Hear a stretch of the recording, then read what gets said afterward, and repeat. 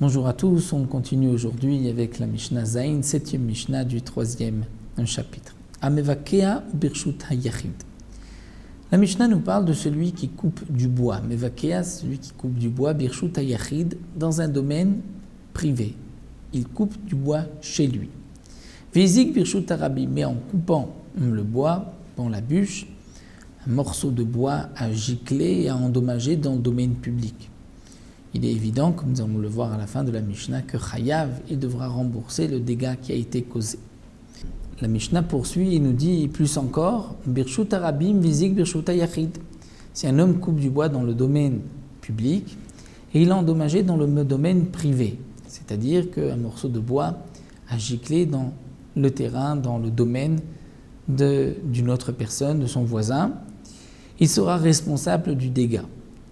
Bien que dans un domaine privé, il n'y a pas toujours du passage, on n'est pas sûr que le voisin se trouve dans son jardin à ce moment-là.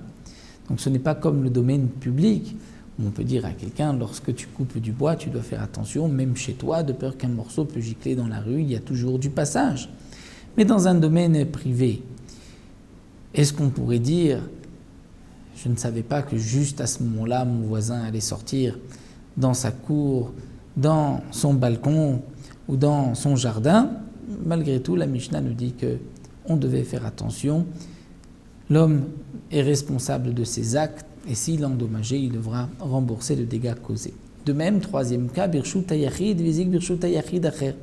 Un homme se trouve dans le domaine privé, chez lui, il coupe du bois et un morceau de bois giclé va endommager dans un autre domaine privé, un domaine privé qui est celui de son voisin, là aussi Chayav, bien qu'il a donc coupé du bois chez lui, il n'était pas comme le deuxième cas dans la rue, malgré tout, il devait faire attention que ce bois ne gicle pas, qu'il n'y ait pas de dégâts causés à cause de lui, donc s'il est endommagé, il devra payer et rembourser le dégât. Nous arrêtons ici à la Mishnah.